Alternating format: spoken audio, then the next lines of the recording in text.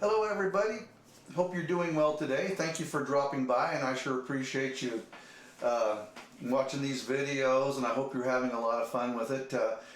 Today we have something a little bit more exciting than usual. We're going to learn a complete song using just chords with no note reading, just using the knowledge you've already learned in the theory lessons. So just to reiterate what we had talked about before, we had looked at this Disney book, and this is a great book, and you can see that they have lots of chords in here, okay? And I always use this one as an example, like what if we just wanted to play this without using the music, okay? Maybe, you know, a friend played guitar and they knew how to play Circle of Life or something, okay? If you're playing with other musicians, the chances of you pulling this out and them knowing it exactly in the same key would be few and far between. So it makes it hard to play with other musicians. Now, if you could play this piece and say, okay, if you could have a guitar player and you could say, okay, well, I want you to play these chords, then they could accompany you, and that would be cool, okay? So this basically just gives you lots of versatility. So remember, we learned the C major scale, okay, and we talked about, this is kind of our calculator for figuring everything out on the keyboard. So the key of C doesn't have any sharps or flats, and you can see in this piece of music there's no sharps or flats here, so you know you're in the key of C. So you should know all these chords in here, and ignore some of these slash chords, but you know basically all these chords by harmonizing the scale. When we did this C, D minor, E minor, F, G, A minor, B diminished, C. And remember, we said we had three major chords. We had C, F, and G. That's going to build your foundation of chords, okay? And then each of those three chords had a relative minor, okay? That's where we have the D minor, the E minor, and we have the A minor. And the B diminished is just kind of an oddball kind of a thing. So we're not going to worry about that one yet. So, and another way to look at these relative minors, you know, if I play this C up here, if you go down three, 1, 2, 3, there's C's relative minor, it's A minor, okay? And you've heard that progression before, like in a lot of songs.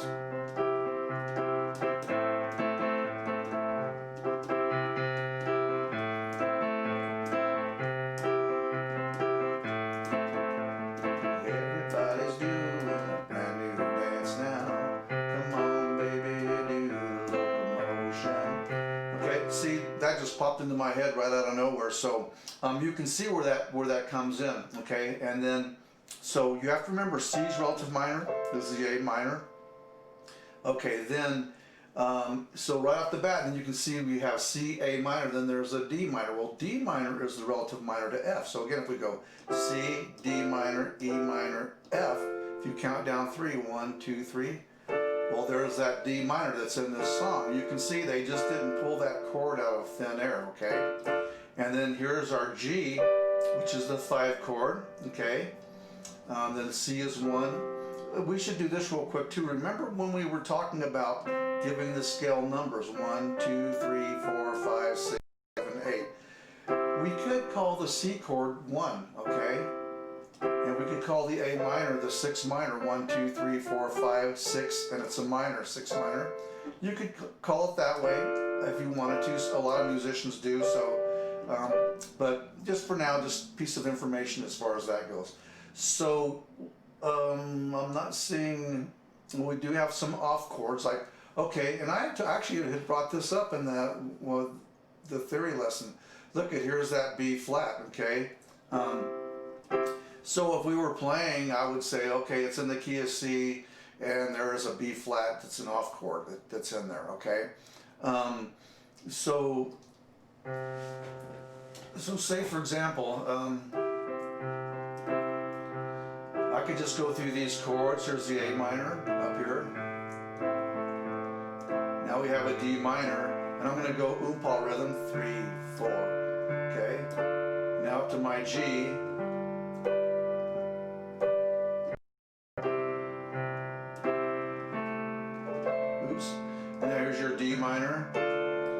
minor 7th. I could do that just if we want to. And we got a G.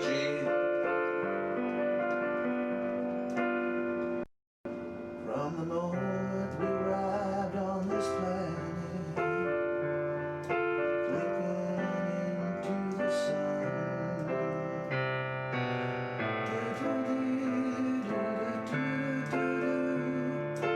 Here comes that B flat.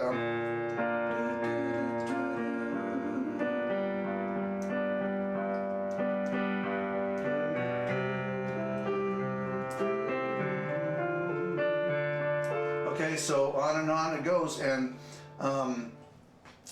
if you were to sit down and practice that for I don't know, an hour or so practicing it, you could totally have those chords down, and you could do lots of fun stuff with it. Okay, so you can see the importance of knowing those chords and how you can instantly be playing lots of songs and learning all these chords. Okay, and the more you play around with it, the more ideas you'll come up with. Okay. Like this D minor 7th, we talked about that. Okay, this is the 7th note right here. You can see it's the flatted 7th, and if you look at your root note, the flatted 7th is always going to be right below that. Okay, and I just put it here on the top. Okay, and then these other chords, I wouldn't worry about those too much, like the G 7th over B. So these slash chords, don't lose much sleep over them right now. What this is, for example, D minor over C, okay? You can see how it looks like a fraction. If you flip it, flip it up like you were writing a fraction, like the D minor would be on top. So you would have D minor over C, okay? You're just gonna flip that around. So here's what they're playing here is they've got a C. What they've got is a C and a D minor. Right there, that's what they're telling you to play. Sounds cool. That's a cool relationship.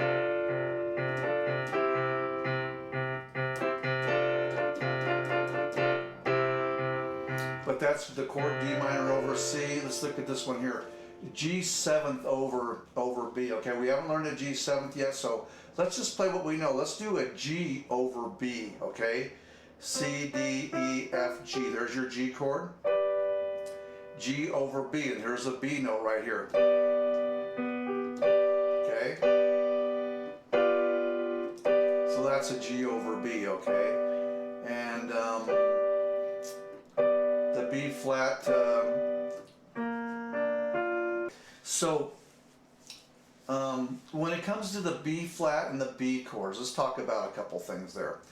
Notice that we said we're playing all white notes when we harmonize the C major scale. And notice we always connect, we always have we go from white to white, okay? And remember we said we can make a minor chord by flattening the 3rd. Remember we flatted the 3rd, we flatted the 5th. But notice that you're going to go from white to white all the time, okay? Even if we play like some of these major chords. But in the case of the two B chords, the B flat and the B, look what happens. Now we're going to go black note, you're going to end on a white note, okay? Now look what happens if we do a B chord, okay? Remember you have 1, 1, 3, and 5, okay? And then if you go to a B, you're starting on a white note and ending on 2 black notes, okay? So just kind of bear that in mind. That's not going to come up for quite a while, okay? So just a little bit of information. So that's kind of how you would play Circle of Life, and that's not the song we're going to do today, but again, that's kind of a good example. The song I want to teach you is going to be a little bit easier. So we're going to do Stand By Me, and these, the chords we're using, we kind of touched on in the previous lesson, so we're going to do the Oom-Paw rhythm.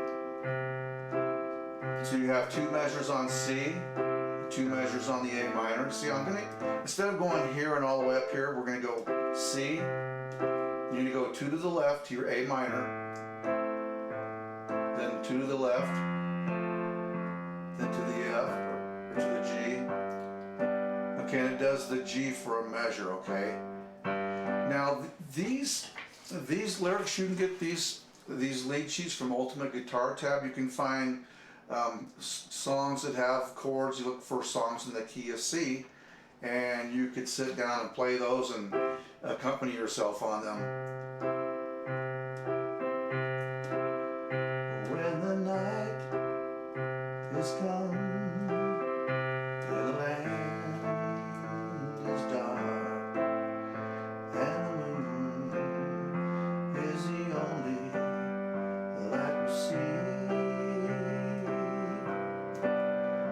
no, I won't be afraid, no, I won't be afraid, just as long as you stand by me.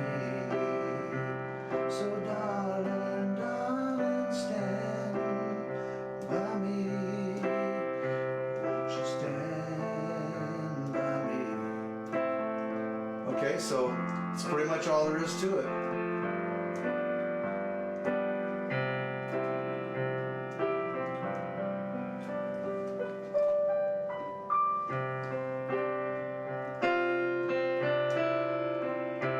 Okay, so if you play that and get that down pretty good, there's going to be, I've got like about 3 or 4 more songs that we can use these same chords on. So we want to get you practicing those, and once you get comfortable doing that oompa, you can vary the rhythm. 1, 2, 3, 4, and 2, 3, 4, and 2, 3, 4.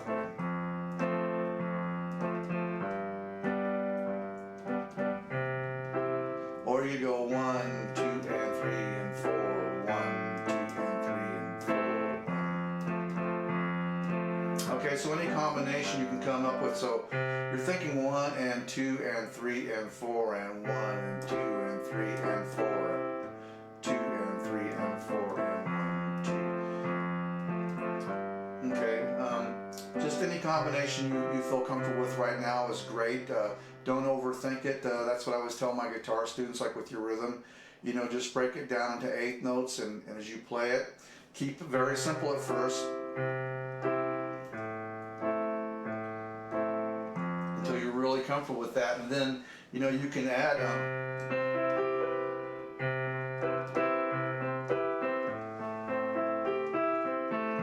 me put some pedal on here.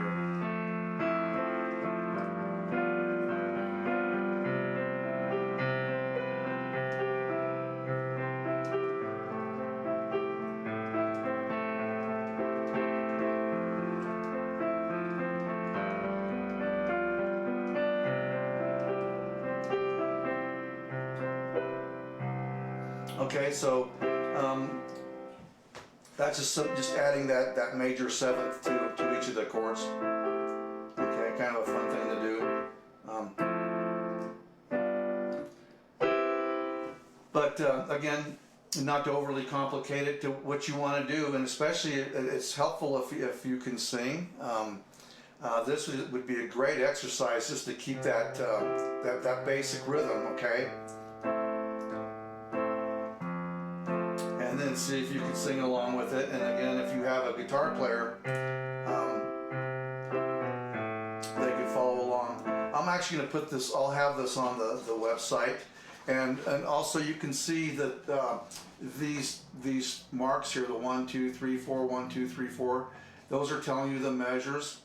So you have 2 measures on C, 2 on A, and then you get 1 measure on the F and 1 measure on the G. Let me do that real quick in case I didn't go over that good enough. So 1, 2, 3, 4, 2, 3, 4, A minor, 2, 3, 4. Okay, now you're going to go to F for 1 measure, 1, 2, 3, 4, G for a measure, back to C for a measure. And then you can do a turnaround, 1, 2, 3, 4, 1, 2. When the night has come and the land is dark and the moon. So that would be a great starting place for you. And as I said, if you can learn how to play these chords, when we go into book 2 now, and because we're still going to be doing lots of songs in the key of C, and even when you review book 1, you want to start seeing how the melody notes and maybe the notes on your left hand are actually playing notes from the chord, okay? And that really helps you connect everything, and then you're not just playing random notes, and you're kind of getting more of the big picture. So anyways, that's Stand By Me. Look at some other songs like Poor Little Fool is another one that has those chords. Let's see, the other one is Blue Moon. Blue Moon, I saw you standing alone. Okay, so that's another good one, Blue Moon. There's some, it does something a little bit more complicated in the middle and the bridge, but it's totally doable. Santa Catalina, 26 miles across the sea. Santa Catalina's waiting for me. Santa Catalina, island of romance, romance, romance, romance. Okay, so that should be pretty exciting. So this would be the cool thing, is that if you you know, within the first month or so of playing piano, you can actually have some songs that you can play. I mean, there's like a lot of people who have played piano that say, oh, they've had lessons for years, but they really don't know how to play anything, okay? And of course they did at one time, when you have all that music, but all the sheet music and all that, but if you don't practice, it just leaves you really, really quickly. And so I try to get people, as well as on guitar, as well as piano, to be able to play actual songs, because that's really where it's at. It's no good to be able to just play pieces of songs. It's like these songs are totally doable for a beginner piano player, and you'd be surprised at how you can start building on these chords. Okay, anyways, once again, I'm going to stop right there, and we will see you in the next video. Have a great day. Bye-bye.